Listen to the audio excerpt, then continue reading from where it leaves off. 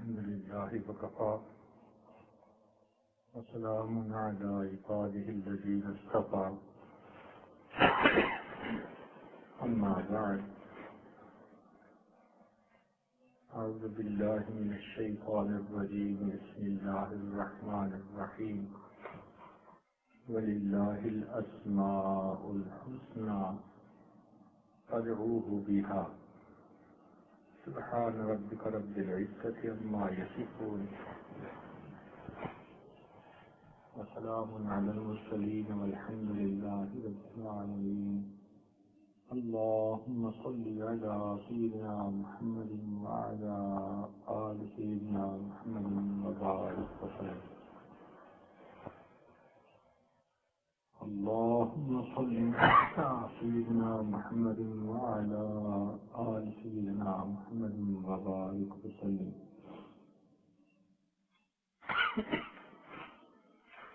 اللهم صل على سيدنا محمد وعلى آل سيدنا محمد وبارك وسلم ولله الأسماء الحسنى اللہ تعالیٰ کے پیارے پیارے نام ہیں فادعوہ بہا ان ناموں سے اس کو پکارو اللہ رب العزت کے کچھ نام صفاتی ہیں اور ایک نام ذاتی ہے جو اللہ تعالیٰ کا ذاتی نام ہے وہ لفظ اللہ ہے اسم جلالہ اللہ یہ اتنا خوبصورت نام ہے کہ جتنا اس پر غور کرتے چلے جائیں اتنا انسان کی حیرت بڑھتی چلی جاتی ہے برکتوں والا نام قرآن مجید میں اللہ تعالیٰ فرماتے ہیں تبارک اسم ربک برکت والا نام ہے تیرے رب کا ایک جگہ فرمایا تبارک الذی بیدہ الملک برکت والی ہے وہ ذات جس کے ہاتھ میں ہے ملک تو اللہ تعالیٰ کی ذات بھی برکت والی اور اللہ تعالیٰ کا نام بھی برکت والا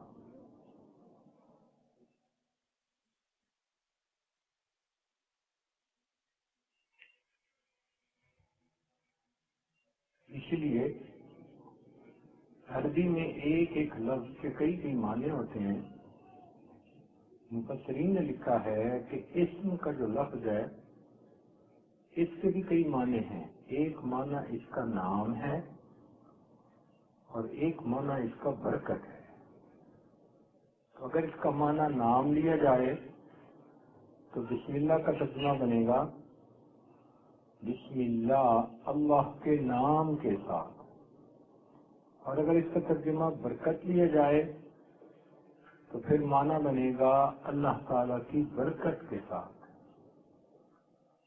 تو اللہ کے نام کی برکتیں بہت زیادہ ہیں جو انسان اس نام کو بار بار اپنے زبان سے لے اپنے دل سے لے اس شخص کی زندگی میں برکتیں آ جاتی ہیں یوں سمجھیں کہ اللہ تعالیٰ کا نام ساری دنیا کی لذتوں کا کیپسول ہے اس نام میں ایک مٹھاس ہے ماں کو بیٹے سے پیار ہوتا ہے تو بیٹے کا نام لینے میں بھی اس کو مزہ آتا ہے اسی طرح مومن کو اللہ تعالیٰ سے محبت ہوتی ہے اس کو اللہ تعالیٰ کے نام لینے سے بھی محبت ہوتی ہے لطف آتا ہے نام سنتے ہی نشہ سا چھا گیا چنانچہ اللہ تعالیٰ کے نام کو سن کر ہی مومن کی عجیب کیفیت ہوتی ہے ایک دم بھی محبت چھپ نہ سکی جب تیرا کسی نے نام لیا اے اللہ جب تیرا کوئی نام لیتا ہے تو میری کیفیت ایسی ہو جاتی ہے کہ یہ محبت چھپ ہی نہیں سکتی قرآن مجید میں بھی ارشاد فرمایا کہ جو ایمان والے لوگ ہیں انما المؤمنون بے شک جو ایمان والے لوگ ہیں الذین، یہ وہ لوگ ہیں اذا ذکر اللہ، کہ جب ان کے سامنے اللہ کا نام آئے، وجلت قلوبہم، ان کے دل تڑپ جاتے ہیں۔ تو مومن کی نشانیوں میں سے پہلی نشانی کہ اللہ تعالیٰ کا نام سن کے تڑپ اٹھتا ہے۔ تو اس نام کے اندر بھی عجیب لذت ہے۔ ہم رٹیں گے گرچہ مطلب کچھ نہ ہو، ہم تو عاشق ہیں تمہارے نام کے۔ اللہ تعالیٰ کا نام لینے میں بھی لطف اور مزہ آتا ہے بندے کو۔ آخری کے ایک شاعر فرماتے ہیں، اللہ اللہ اینچ شیری ہست نام، شیر و شکر میں شود نانم تمام۔ کہ اللہ اللہ یہ کتنا پیارا نام ہے کہ جب میں یہ نام لیتا ہوں تو میرے جسم پورے کے اندر یوں لذت آتی ہے جیسے کہ چینی کے ملا دینے سے پورے دودھ کے اندر مٹھاس آ جاتی ہے۔ چنانچہ ایک بزرگ گزرے ہیں، ان کا نام تھا شبلی رحمت اللہ علیہ۔ ان کے دل میں اللہ تعالیٰ کی محبت اتنی تھی کہ ان کے سامنے جب کوئی اللہ کا نام لیتا تھا تو وہ اس بندے کے منہ کے اندر مٹھائی ڈالتے تھے۔ ان کی جیبوں کے اندر میٹھا ہوتا، گڑ کی ڈلی ہوتی، مٹھائی ہوتی۔ ان کے سامنے جو بھی اللہ کا نام لیتا وہ اس کے منہ میں مٹھائی ڈالتے تھے۔ کسی نے پوچھا کہ شبلی آپ یہ کیا کرتے ہیں؟ تو فرمانے لگے کہ جس منہ سے میرے محبوب کا نام نکلے میں اس منہ کو مٹھاس سے نہ بھر دوں تو اور کیا کروں۔ اس سے اندازہ لگا سکتے ہیں کہ ان کو اللہ تعالیٰ سے کتنی محبت ہوگی۔ تو جب محبت ہو اللہ تعالیٰ سے تو اللہ تعالیٰ کا نام بھی اچھا لگتا ہے، اس نام کو لینے میں مزہ آتا ہے، جی بھرتا ہی نہیں اس نام کے لینے سے۔ تو یہ نام بھی برکتوں والا ہے۔ اس لیے حدیث پاک میں آتا ہے کہ اللہ تعالیٰ کے ناموں میں سے ایک نام ہے جس کو اسم اعظم کہتے ہیں۔ اس نام کی برکت سے دعا مانگی جائے تو وہ یقیناً قبول ہوتی ہے۔ اس پر مفسرین نے کافی تفصیل لکھی ہے۔ بعض حضرات نے کہا کہ یا حی یا قیوم یہ اسم اعظم ہے، بعض نے کچھ اور کے بارے میں کہا، لیکن امام اعظم ابو حنیفہ رحمۃ اللہ علیہ نے فرمایا کہ اللہ کا جو نام ہے یہ اسم اعظم ہے۔ تو آصف بن برقیہ نے اسی اللہ کے نام کے ذریعے سے ملکہ بلقیس کا تخت ایک جگہ سے دوسری جگہ منگوا لیا تھا، مگر وہ فرماتے ہیں کہ ہے تو یہ اسم اعظم مگر ہر ایک کو لینے کا طریقہ نہیں آتا، اس کو لینے کا طریقہ سیکھنا پڑتا ہے۔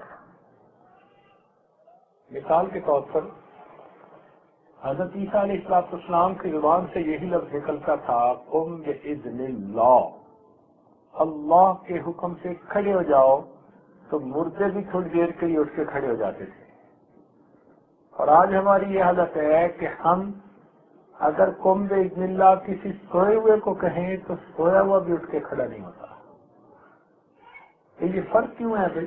الفاظ تو بالکل ایک جیسے ہیں، جو انہوں نے کہا وہی ہم کہہ رہے ہیں۔ تو پتہ چلا کہ الفاظ کا فرق نہیں، جس منہ سے یہ الفاظ نکل رہے ہیں اس زبان کا فرق ہے۔ تو جب انسان کی زبان میں سچائی آ جاتی ہے، نیکی آ جاتی ہے، تقوی آ جاتا ہے، اللہ کی محبت آ جاتی ہے، پھر اس زبان سے جب اللہ کا نام نکلتا ہے تو اس کی برکت آتی ہے۔ چنانچہ حدیث پاک میں آتا ہے کہ ایک مرتبہ نبی علیہ السلام درخت کے نیچے آرام فرما رہے تھے، ثمامہ بن اسال ایک کافر اس طرف آ نکلا، اس نے دیکھا کہ درخت کے ساتھ تلوار لٹک رہی ہے اور اللہ تعالیٰ کے محبوب سوئے ہوئے ہیں، تو یہ تو بڑا اچھا موقع ہے ان پہ حملہ کرنے کا۔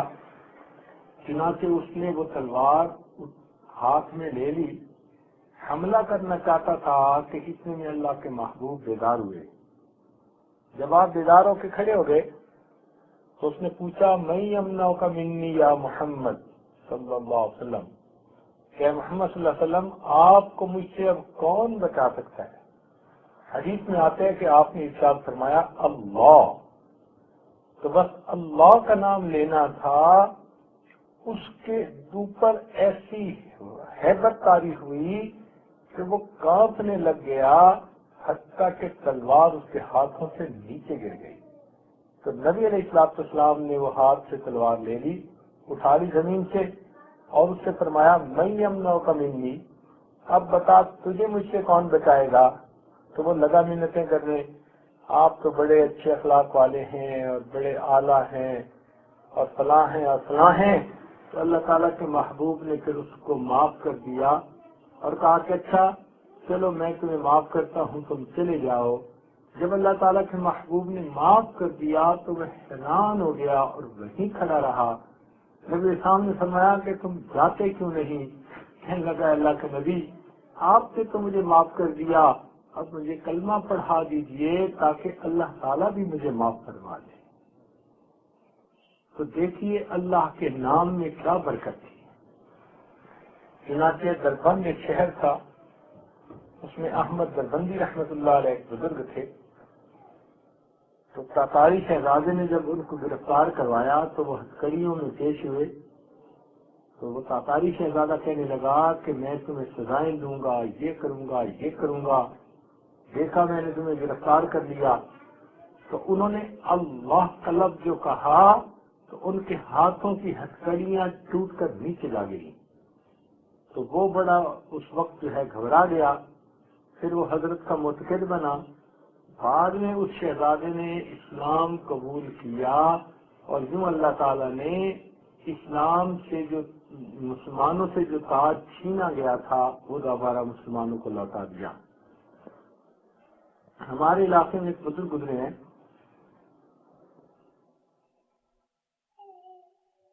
خواجہ غلام حسن سواک رحمت اللہ علیہ۔ اس واقعے کے ہزاروں لوگ گواہ ہیں۔ تو ان پہ ہندوؤں نے مقدمہ کر دیا، ایک ہی علاقے میں رہتے تھے، پارٹیشن سے پہلے کی بات ہے۔ تو ہندوؤں نے ان پہ حملہ کر دیا تو ان کو عدالت میں بلا لیا گیا۔ انہوں نے عدالت میں پوچھا کہ بھئی مجھے کیوں بلایا گیا؟ تو جج نے بتایا کہ آپ پہ مقدمہ ہے کہ آپ ہندو نوجوانوں کو زبردستی مسلمان کرتے ہیں۔ تو یہ سن کے آپ حیران ہو گئے اور جس طرف ہندو کھڑے تھے اس طرف آپ متوجہ ہوئے اور متوجہ ہو کر آپ نے ایک کی طرف اشارہ کر کے فرمایا اللہ، تو اس نے کلمہ پڑھ لیا۔ پھر دوسرے کی طرف کا اللہ، اس نے کلمہ پڑھ لیا۔ غرض 3-4 بندوں کی طرف اشارہ کر کے فقط اللہ کا لفظ کہا، ان کے دلوں پہ ایسی تاثیر ہوئی کہ ان سب لوگوں نے کلمہ پڑھ لیا۔ چنانچہ جج نے وہ مقدمہ خارج کر دیا اور حضرت کو باعزت بری کر دیا۔ تو جن لوگوں نے اللہ کے نام پر محنت کی ہوتی ہے، اس نام کو اپنے دل میں بسایا ہوتا ہے، پھر ان کی زبان سے جب یہ لفظ نکلتا ہے تو اس لفظ کی برکتیں ظاہر ہوتی ہیں۔ چنانچہ یہ لفظ بہت برکتوں والا لفظ ہے، ہم اس لفظ کو لینا سیکھیں۔ کاش ہمیں یہ لفظ لینا آ جائے، ایسے اچھے انداز سے ہم یہ اللہ کا لفظ لیں کہ اللہ تعالیٰ کی طرف سے رحمتوں کا نزول ہو جائے اس نام کے لینے سے۔ تو یہ نام بڑی برکتوں والا ہے۔ بہرحال اس نام کی برکت سے جو دعا مانگی جائے تو وہ دعا قبول ہوتی ہے۔ تو اس کو اسم ذات کہتے ہیں۔ تیسری حدیث پاک میں آتا ہے کہ اس نام کے اندر اتنی برکت ہے کہ اللہ تعالیٰ نے اسرافیل علیہ السلام کو کہا ہوا ہے جن کے ذمے سور پھونکنا اور قیامت کا قائم ہونا، تو ان کو فرمایا ہوا ہے کہ تم دنیا کے جب بھی کسی ایک بندے سے میرا نام سنو اللہ کا، تو تم سور پھونکنے میں 40 سال تاخیر کر دینا۔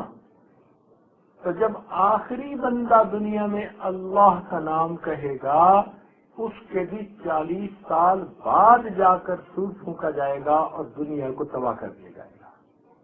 تو ایک دفعہ اللہ کا نام لے لیا جائے تو یوں سمجھو کہ پوری دنیا سے 40 سال کے لیے قیامت ٹل جاتی ہے۔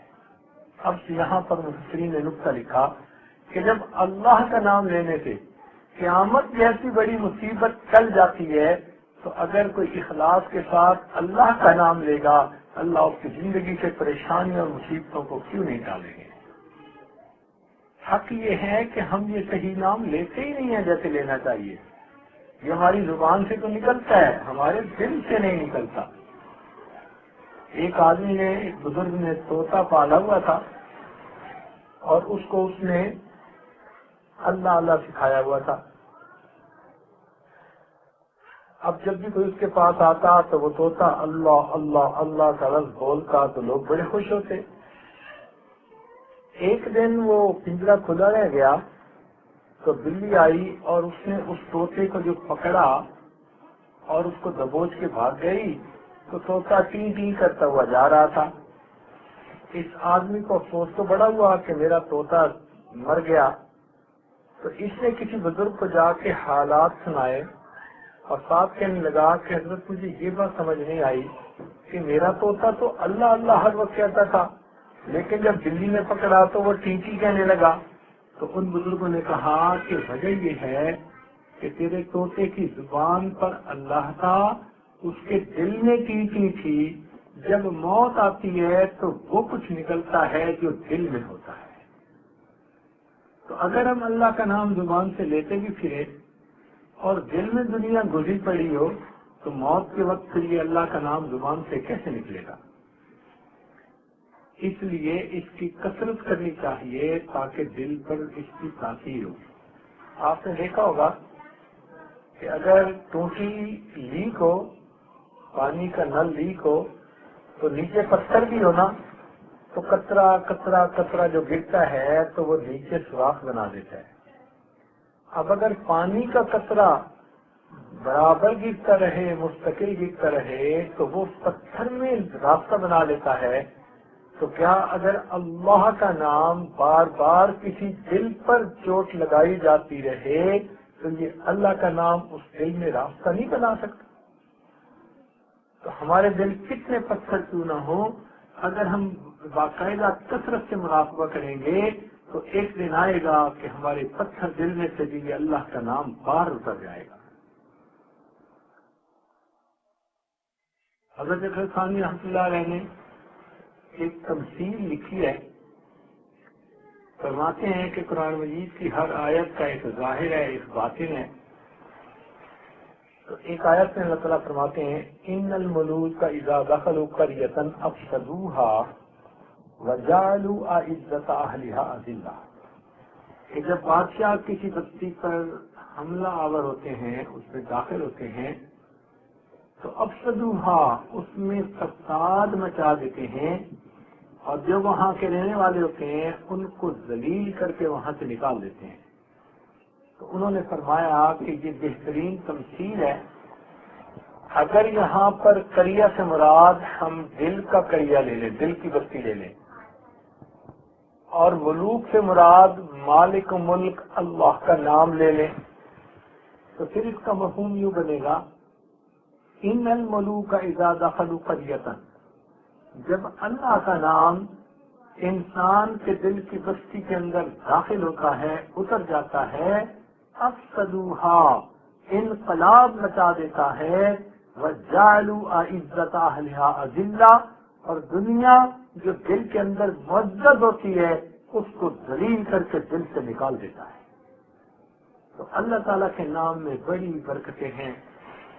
ہمیں چاہیے کہ ہم لیتے بیٹھے چلتے پھرتے اس نام کو اپنے دل سے بار بار لیتے رہیں، دل سے گزارتے رہیں تاکہ دل کے اندر اس نام کی برکتیں آ جائیں۔ تو یہ اللہ رب العزت کا ذاتی نام ہے۔ دیکھیں کتنا پیارا نام ہے کہ اسی سے نماز کی ابتدا اور اسی سے نماز کی انتہا۔ اب جب آپ نماز شروع کرتی ہیں تو تکبیر کہہ کر اللہ اکبر، تکبیر تحریمہ، تو شروع میں کون سا نام لیا؟ اللہ کا، تو نماز شروع ہوئی اللہ کے نام سے۔ اسی طرح جب آپ سلام پھیرتی ہیں تو سلام پھیر کر آپ کیا کہتی ہیں؟ السلام علیکم ورحمۃ اللہ۔ اس میں بھی آخری لفظ اللہ ہے، تو نماز کا پہلا حرف بھی اللہ اور آخری حرف بھی اللہ۔ اسی طرح اذان کو دیکھ لیں، اللہ اکبر سے شروع ہوتی ہے اور لا الہ الا اللہ پہ ختم ہوتی ہے، تو پہلا لفظ بھی اللہ اور آخری لفظ بھی اللہ۔ سبحان اللہ، اس نام کے اندر عجیب برکتیں ہیں اور اس کی برکتیں اللہ والے ہی جانتے ہیں۔ اس لیے جب وہ اللہ کا نام لیتے ہیں تو پھر اللہ تعالیٰ اپنی رحمتوں کو نازل کر دیتا ہے۔ تو یہ اللہ تعالیٰ کا ذاتی نام ہے۔ باقی اللہ تعالیٰ کے صفاتی نام ہے۔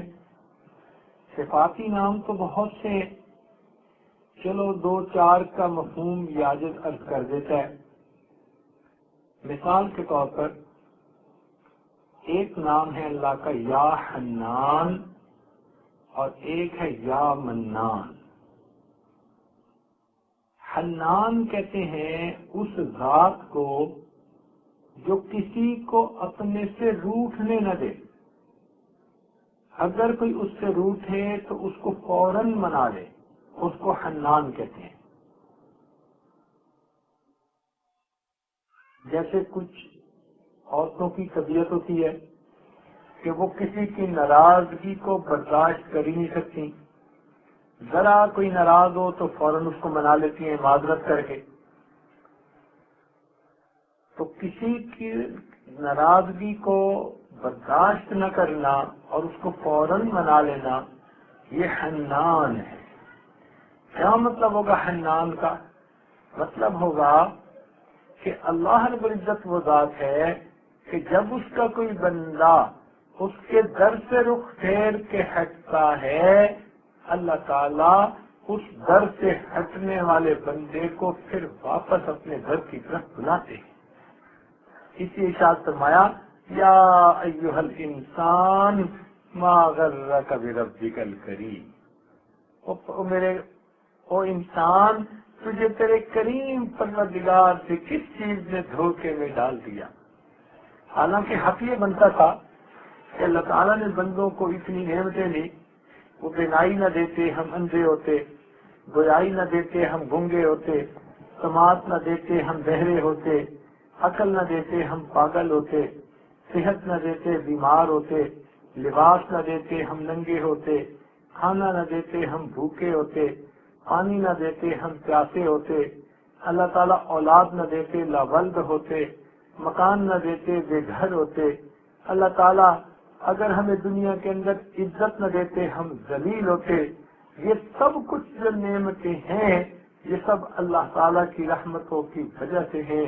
تو جس پروردگار نے اتنی نعمتیں دی، پھر اس کو دنیا کے اندر رزق بھی دیا، اب اگر اس کے در سے کوئی رخ پھیر کے پیچھے ہٹتا تو عذاب شاہانہ کا تقاضا تو یہ تھا کہ اس کو پیچھے سے دھکا بھی دیا جاتا، ایک لات لگا دی جاتی، تو اس در کو چھوڑ کے کسی اور کی طرف جاتا ہے، دفع ہو، میں نے اس در کو تیرے لیے ہمیشہ کے لیے بند کر دیا۔ مگر پروردگار تو ایسا ہرگز نہیں کرتے۔ کوئی بندہ اللہ کے در کو چھوڑ کے چل بھی سکتا ہے، اس کو بھی پیچھے سے آواز آتی ہے یا ایھا الانسان ما غرک بربک الکریم، وہ انسان تجھے تیرے کریم پروردگار سے کس چیز نے دھوکے میں ڈال دیا، تو کیوں اپنے پروردگار سے روٹ گیا، کیوں اس کے در سے دور جا رہا ہے۔ اور اگر کوئی بندہ دور پھر رہا ہو اور اللہ تعالیٰ کے در کی طرف آنا چاہے، اللہ تعالیٰ دروازے بند نہیں کرتے، بلکہ ایک بندہ جو 100 سال کی زندگی ملی اس نے اپنی جوانی ضائع کر دی، اس نے اپنا مال ضائع کر دیا، سب کچھ اس نے اپنا برباد کر دیا اپنی خواہشات میں اور اپنی خواہشات میں اور اپنی خواہشات کی اتباع میں اور اپنی جو ہے زندگی کی عیاشیوں میں۔ اب اگر وہ بندہ اپنے پروردگار سے جو ہے صلح کرنا چاہتا ہے، بوڑھا ہو گیا، رشتہ دار سب دنیا سے فوت ہو گئے، اس کا گھر نہیں، اس کا در نہیں، اس کا کوئی ولی وارث نہیں، کوئی کھانا بنا کے دینے والا نہیں، لوگوں سے مانگتا ہے وہ دھکے دیتے ہیں، کوئی پاس بیٹھنے نہیں دیتا کہ یہ بوڑھا تو ہر وقت کھانستا رہتا ہے، کوئی اس کی بات نہیں سنتا، اب دنیا میں اس کی کوئی اوقات نہیں ہے۔ اب اگر یہ بوڑھا عمر کے اس حصے میں جب یہ 100 سال کا ہو گیا، جب پیرائی بھی نہیں، جب عقل بھی پوری نہیں، سماعت پوری نہیں، منہ میں دانت نہیں، پیٹ میں آنت نہیں، جسم میں طاقت نہیں، نہ مال ہے نہ حسن و جمال ہے، اب کچھ بھی اس کے پلے نہیں، یہ اس وقت بھی اگر یہ سوچتا ہے کہ میں نے اپنے رب کو منانا ہے اور یہ اس حالت میں کانپتا ہوا اپنے پروردگار کے گھر کی طرف چل کے آتا ہے، تو پروردگار کی طرف سے اس کے لیے فرمان ہے، اگر یہ ایک بالش چلے گا میری رحمت اس کی طرف 2 بالش چلے گی، وَإِنْ أَتَانِي يَمْشِي، اور اگر وہ چل کے آئے گا أَتَيْتُهُ هَرْوَلًا، میری رحمت اس کی طرف دوڑ کے جائے گی۔ اللہ تعالیٰ اس بوڑھے کے آنے پر بھی اس کو تانا نہیں دیتے، اس کو جتلاتے نہیں، یہ نہیں کہتے اب آیا ہے اب تیرے پلے ہی کیا، تو نے جوانی کہاں گزاری، تو کہاں راتیں گزارتا پھرا، کہاں تو نے اپنی زندگی کو عیاشیوں میں گزارا، اب تجھے یاد آیا۔ اللہ تعالیٰ تانا نہیں دیتے اس 100 سال کے بوڑھے کو بھی جس کا کوئی سہارا نہیں، اپنے در پر آتا دیکھ کر اللہ تعالیٰ اس کی توبہ کو قبول کر لیتے ہیں۔ تو رب کریم تو اتنے مہربان ہیں، اس لیے کہ وہ حنان ہے، وہ اپنے بندوں کو اپنے سے دور جانے دینا بھی نہیں چاہتے، اس لیے تو اپنے انبیاء کو بھیجا وہ میرے بندوں کو میرے در کی طرف بلائے۔ نبی اسلام نے فرمایا صحابہ کو کہ لوگوں کی مثال ایسی ہے جیسے کہ وہ سب کے سب جہنم کی طرف بھاگے جا رہے ہیں، اور میری مثال ایسے ہے میں ان کو ان کی کمروں سے پکڑ پکڑ کے پیچھے کھینچ رہا ہوں۔ تو انبیاء بھی اس دنیا میں آئے اور انہوں نے دین کی خاطر اتنی قربانیاں دی، اولیاء نے بھی قربانیاں دی، یہ سب کس لیے اللہ تعالیٰ نے پسند فرماتے ہیں میرے بندوں کو میری طرف بلا لیا جائے، اس لیے کہ وہ حنان ہیں، وہ نہیں چاہتے کہ میرے بندے میرے در سے دور ہو جائے، اس لیے ارشاد فرمایا کہ یا حسرت علی العباد، حسرت ہے بندوں پر، ما یأتیہم من رسول الا کانوا بہ یستہزئون، ان کے پاس کوئی رسول ایسا نہیں آیا جس کا انہوں نے مذاق نہ اڑایا ہو۔ تو پہلے دور میں انبیاء کا مذاق اڑایا جاتا تھا، آج کے دور میں انبیاء کرام کی سنتوں کا مذاق اڑایا جاتا ہے، ذہنیت ان کی بھی وہی ہے جو پہلے والوں جیسی ہوتی ہے۔ دوسری جگہ پر فرماتے ہیں الم اعہد الیکم یا بنی آدم اللہ تعبدوا الشیطان انہ لکم عدو مبین وان اعبدونی ھذا صراط مستقیم ولقد اضل منکم جبلا کثیرا افلم تکونوا تعقلون۔ دیکھو کتنے پیار سے سمجھا رہے ہیں کہ میرے بندو شیطان کے راستے پہ نہیں جانا، رحمان کے راستے پر جانا ہے۔ یہ سب کس لیے؟ اللہ تعالیٰ حنان ہے، وہ نہیں چاہتے کہ میرے بندے میرے در سے دور جائیں، اور اگر کوئی بندہ روٹتا ہے اپنے رب سے اللہ تعالیٰ منا لیتے ہیں، جس طرح کوئی چھوٹا بچہ روٹ جاتا ہے، آپ نے دیکھا ہوگا ماں اس کو کیسے مناتی ہے، گلے لگا لیتی ہے، اس کے بوسے لیتی ہے، پیار کرتی ہے۔ میرے بیٹے ماما سے نہیں روٹا کرتے، بیٹے ماما سے نہیں خفا ہوا کرتے، جس طرح ماں بچے کی ناراضگی کو برداشت نہیں کرتی، پروردگار بھی اپنی محبت کی وجہ سے اپنے بندوں کی ناراضگی کو پسند نہیں فرماتے، وہ بھی بندے کو منا لیتے ہیں۔ بالکل اسی طرح دیکھ لیجئے چنانچہ اللہ تعالیٰ کا ایک نام حنان ہے اور اللہ تعالیٰ کا ایک نام منان ہے. منان کا مطلب ہوتا ہے ایسا احسان کرنے والا، ایسا احسان کرنے والا کہ کسی آدمی کو احسان اتنا کرے کہ اس کے مانگنے سے پہلے اس کو عطا کر دینے والا ہو. اتنا اس کے اوپر احسان، جو احسان بھی کرے اور نہ جتلائے اس کو منان کہتے ہیں. پروردگار نے ہم پر کتنے احسانات کیے ہیں، اربوں اور خربوں احسانات کیے، اور اللہ تعالیٰ اپنا احسان جتلاتے بھی تو نہیں ہے کہ میں نے تو اتنے احسانات کیے.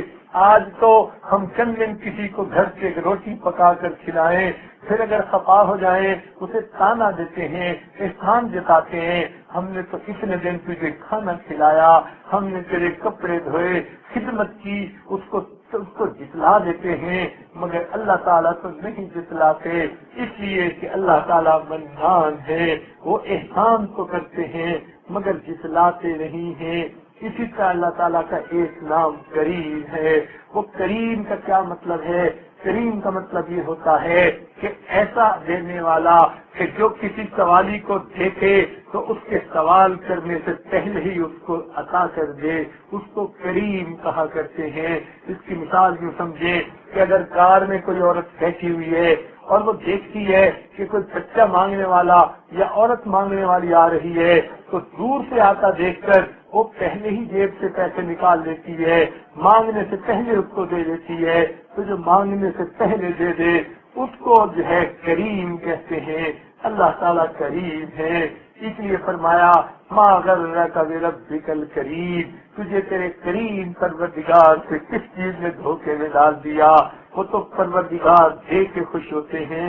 ساری دنیا کو دیکھو لے کے خوش ہوتی ہے، ایک پروردگار ہے جو دے کے خوش ہوتے ہیں. اس کے دینے کی حالت تو یہ ہے کہ اگر کوئی بندہ اسے ایک دفعہ مانگے وہ دیتے ہیں، 2 دفعہ مانگے دیتے ہیں، 3 دفعہ مانگے دیتے ہیں، صبح مانگے دیتے ہیں، رات مانگے دیتے ہیں. بلکہ جو بندہ ہر چیز اللہ سے مانگے، ہر وقت اللہ سے مانگے، اللہ تعالیٰ اس کو اپنے اولیاء میں شامل فرما لیتے ہیں. فرماتے ہیں کہ یہ میرا ولی ہے، مجھ سے مانگتا ہے، کسی اور سے مانگتا ہی نہیں. کہ وہ اپنے بندوں کو دے کر خوش ہوتے ہیں، ان کو دے کر ہے پروردگار خوش ہوتے ہیں. اس لیے کہ وہ کریم ہیں. رب کریم ہم پر کتنے مہربان ہیں، دے کر خوش ہوتے ہیں. سبحان اللہ، اللہ تعالیٰ دے کر خوش ہوتے ہیں اس لیے کہ وہ کریم ہے. چنانچہ اللہ تعالیٰ حنان بھی ہے، منان بھی ہے، کریم بھی ہے، اور اللہ رب العزت جو ہے رحمان اور رحیم بھی ہے. یہ دونوں نام رحمت کی صفت سے نکلے ہیں. رحمان بھی رحیم بھی. لگتا یہ ہے کہ یہ ایک جیسے لفظ ہیں مگر ان کے معنی میں تھوڑا فرق ہے. اس کی مثال یوں سمجھ لیجیے جیسے بعض لوگ امیر ہوتے ہیں لیکن ان میں خرچ کرنے کی عادت نہیں ہوتی، تو خرچ کرنے کی عادت اور صفت ہے، امیر ہونا اور صفت ہے. یہ کچھ لوگ ہوتے ہیں امیر بھی ہوتے ہیں اور خرچ بھی خوب کرتے ہیں. لہذا رحمان اور رحیم کا یہی مطلب ہے. اللہ تعالیٰ وہ ذات ہے جس کی رحمت ہے بھی بے انتہا اور وہ خرچ بھی بے انتہا ہو رہی ہے. اللہ تعالیٰ کی رحمتوں کا کیا کہنا، وہ تو اپنوں کو بھی دیتا ہے، غیروں کو بھی دیتا ہے. ہماری کوئی بات نہ مانے، ہمارا جی چاہتا ہے ہم اس کو روٹی دینا بند کر دیں، گھر سے نکال دیں. لوگوں کو دیکھو نافرمان ہوتے ہیں، کافر ہوتے ہیں، اللہ تعالیٰ کے وجود کو ہی نہیں مانتے. پروردگار ان کو بھی تعریف، ان کو بھی رزق دے دیتا ہے، ان کو بھی اولادیں دے دیتا ہے، ان کو بھی صحت دے دیتا ہے. اللہ تعالیٰ رحمان ہے، دنیا میں اپنے پرائے سب کو دیتا ہے. البتہ قیامت کے دن ایمان والوں کے لیے رحمت خاص ہوگی. وَكَانَ بِالْمُؤْمِنِينَ رَحِيمًا. یہ رحمت کی صفت بھی عجیب ہے. اللہ تعالیٰ اپنے بندوں کے اوپر رحیم و کریم ہے. دنیا میں اگر رحمت کی صفت کو دیکھنا ہو، اللہ تعالیٰ نے ماں باپ کے اندر یہ صفتیں رکھی ہیں تو باپ کے اندر رحمانیت کی صفت کا جلوہ زیادہ ہوتا ہے. ماں کے اندر رحیمیت کی صفت کا جلوہ زیادہ ہوتا ہے، اسی لیے باپ کبھی کبھی تنبیہ کی خاطر، تربیت کی خاطر دھمکا بھی دیتا ہے اور انسان کو جو ہے تنبیہ بھی کر دیتا ہے، مگر ماں کو دیکھو وہ تو اپنے بچے سے ہر حال میں پیار کرتی ہے، بچے ماں کی بات مانے پھر بھی وہ پیار کرتی ہے، نافرمان بن جائیں ماں پھر بھی پیار کرتی ہے۔ پوری دنیا کے اندر اللہ کے بعد ایک ماں ہی کی تو ذات ہے کہ جو نالائقوں سے بھی پیار کرتی ہے اور بروں سے بھی پیار کرتی ہے۔ باپ کی اولاد بری ہو جائے، باپ کہتے ہیں میں گھر سے نکال دوں گا، مگر کبھی ماں تو نہیں کہتی، اس لیے کہ وہ تو ماں ہوتی ہے، وہ کہے گی اولاد بگڑ گئی مقدر ان کے، مگر میں تو ماں ہوں، میرا تو دل تڑپتا ہے، میں ان کو گھر سے کیسے نکالوں، بلکہ ماں تو پریشان ہوتی ہے، دعائیں بھی کر رہی ہوتی ہے، اپنے میاں کی ڈانٹ بھی سن رہی ہوتی ہے، اس لیے کہ اس کے صفت کے اندر اس کے دل میں رحیمیت کی صفت ہوتی ہے، اس وجہ سے وہ بچے کا دکھ دیکھ نہیں سکتی۔ کہتے ہیں کہ ماں اپنی اوپر تکلیف برداشت کر سکتی ہے، اولاد کی تکلیف ماں برداشت نہیں کر سکتی، اس لیے کہ اس کے دل کے اندر رحیمیت کی صفت اللہ نے ڈال دی ہے۔ اب اگر یہ ہے کہ چنانچہ حدیث پاک کا مفہوم ہے کہ نبی علیہ السلام ایک مرتبہ کسی سفر سے واپس آ رہے تھے، ایک بستی کے قریب آپ نے پڑاؤ ڈالا، اس بستی کی ایک عورت تھی جس کا تنور تھا، وہ تنور میں روٹیاں لگایا کرتی تھی، جب اس نے روٹیاں لگا لی تو وہ نبی علیہ السلام کی خدمت میں حاضر ہوئی، صحابہ سے پوچھا، کہنے لگی میں نبی علیہ السلام کو ملنا چاہتی ہوں، انہوں نے بتایا کہ اللہ کے نبی فلاں جگہ تشریف فرما ہے، وہ عورت آ گئی اور آ کر کہنے لگی کہ اللہ کے نبی میں آپ سے ایک بات معلوم کرنا چاہتی ہوں، وہ یہ کہ میں آگ کا کام کرتی ہوں، تنور میں آگ جلاتی ہوں، روٹیاں لگاتی ہوں اور مجھے آگ کے اندر ڈبکی لگا کر روٹیاں نکالنی پڑتی ہیں، لگانی پڑتی ہیں، مگر میرا ایک بچہ ہے، میں بچے کو اپنے سے دور رکھتی ہوں، آگ کے قریب بھی نہیں آنے دیتی کہ کہیں اسے دھواں نہ لگ جائے، پسینہ نہ آ جائے۔ اے اللہ کے نبی میں ماں ہوں، جب میری محبت ایسی ہے کہ میں بچے کو آگ کے قریب بھی جو ہے دیکھنا پسند نہیں کرتی، دور رکھتی ہوں کہیں سے پسینہ بھی نہ آ جائے، تو پھر میں نے سنا ہے اللہ تعالیٰ تو ماں سے بھی زیادہ اپنے بندوں سے محبت کرتے ہیں، تو وہ قیامت کے دن اپنے بچوں کو جہنم میں کیسے ڈال دیں گے۔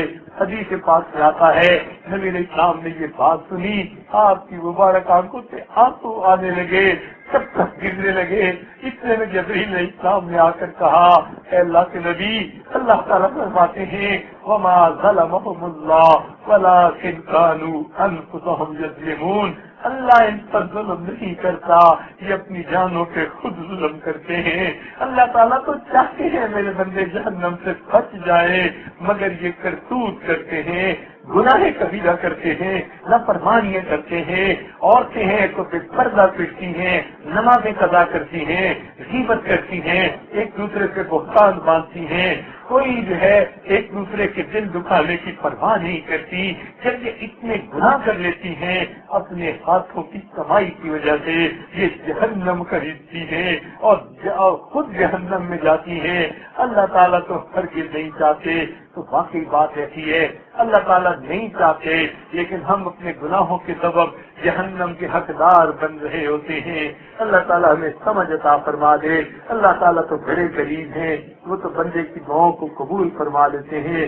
چنانچہ ایک آدمی تھا جو بتوں کی پوجا کرتا تھا، ایک دن کسی پریشانی کی وجہ سے اپنے بتوں کے سامنے بیٹھ کر تسبیح کرتا رہا اور یا سنم یہ کہہ کر ان کو پکارتا رہا۔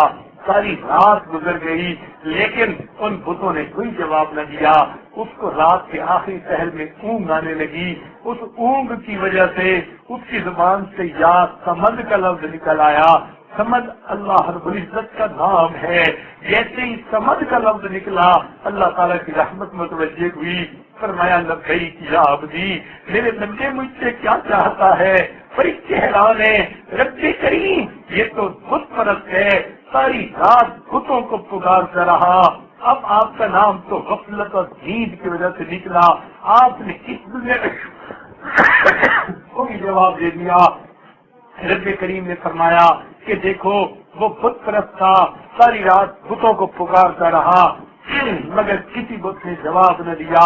میرا نام اگرچہ نیند کی وجہ سے اس کی زبان سے نکلا، اگر یہ بھی جواب نہ دیتا پھر مجھ میں اور بتوں میں کیا فرق رہ جاتا۔ تو جو رب اتنا قریب ہو کہ نیند میں بھی اس کا نام زبان سے نکل آئے، اللہ تعالیٰ اس کا بھی جواب دیتے ہیں۔ کیوں نہیں دیکھتے؟ بچہ نیند میں امی کا لفظ پکارتا ہے، ماں اٹھ کے بیٹھ جاتی ہے، میرے ماں نے میرے بیٹے نے مجھے پکارا ہے۔ اللہ تعالیٰ تو ماؤں سے بھی 70 گنا زیادہ محبت کرتے ہیں، وہ بھی بندے کو اسی طرح پسند فرماتے ہیں، مگر ہمیں اللہ تعالیٰ سے مانگنا نہیں آتا۔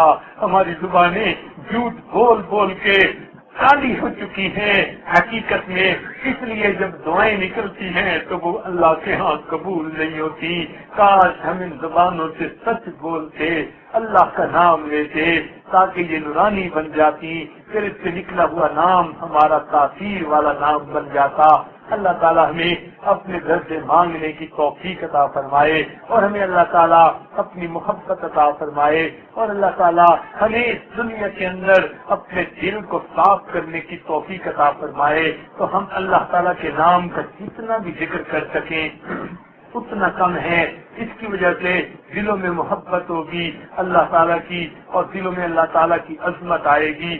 اللہ تعالیٰ ہمارے آج کے مل بیٹھنے کو قبول فرما لے، اور ہمیں اپنے مقبول بندوں بندیوں میں شامل فرما لے۔ وآخر دعوانا ان الحمد للہ رب العالمین۔ دعا سے پہلے تھوڑی دیر کے لیے مراقبہ کر لیجیے۔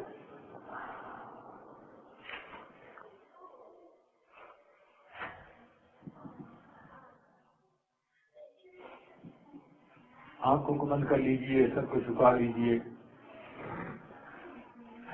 دنیا اور جو کچھ دنیا میں ہے اس سے ہٹ کٹ کے اللہ تعالیٰ کی یاد میں ڈوب جائیے۔ انسان جب اپنے اندر جھانکتا ہے اسے اپنی اصل تصویر نظر آتی ہے۔ اپنے من کے دریچے کو کھولیے، اپنی اصل تصویر کو دیکھیے۔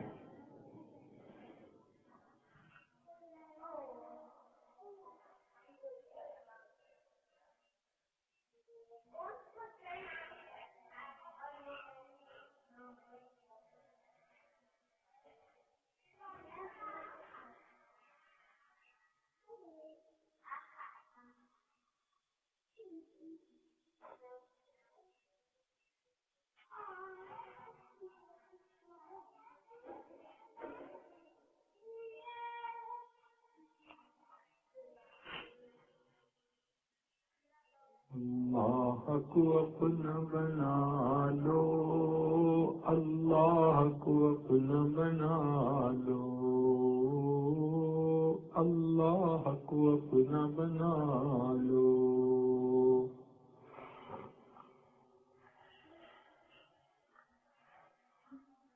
یہ زندگی ایک مہلت ہے، روٹھے ہوئے رب کو منا لو، اللہ کو اپنا بنا لو۔ اب سب رشتوں کو چھوڑو، اللہ سے رشتہ جوڑو، اب سب رشتوں کو چھوڑو، اللہ سے رشتہ جوڑو۔ ہر غیر سے اب ہٹ کٹ کے اللہ سے لو لگا لو، اللہ کو اپنا بنا لو۔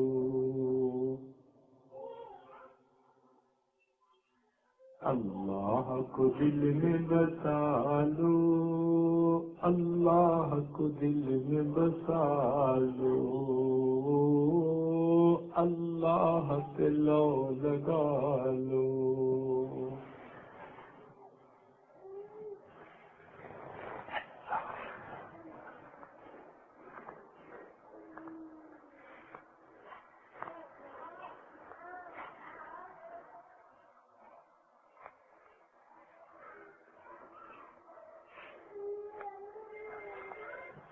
لا الہ الا اللہ محمد رسول اللہ. دعا کیجیے.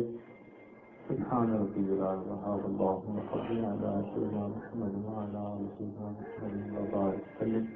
اے ہمارے گناہ کے عالی مسکین کرنے ہیں، ہمارے گناہوں کو معاف فرما، ہماری خطاؤں سے درگزر فرما، ہمارے عیبوں کی پردہ پوشی فرما. اللہ ہماری نگاہوں کو پاک فرما، ہمارے دلوں کو صاف فرما، ہمارے سینوں کو اپنی محبت سے لبریز فرما، اپنے عشق کی آتش ہمارے سینوں میں پیدا فرما، ہمارے انگ انگ سے اپنے ذکر کو جاری فرما، روئے روئے سے اپنے ذکر کو جاری فرما، ہڈی ہڈی بوٹی بوٹی میں اپنی محبت پیدا فرما. اللہ ہمارے ساتھ درگزر کا معاملہ فرما. اللہ صاحب خانہ نے جس محبت کے ساتھ اپنے گھر بلایا اس کے بدلے ان کو اپنی سچی محبت نصیب فرما. اللہ اس گھر کو برکتوں کے ساتھ آباد فرما، اس گھر کو اپنی رحمتوں سے آباد فرما، بری نظر سے محفوظ فرما، برے اثر سے محفوظ فرما، حاسدوں کے حسد سے محفوظ فرما. اولادوں کو نیکوکار بنا، فرما بردار بنا، ماں باپ کی آنکھوں کی ٹھنڈک بنا. جو بے اولاد ہیں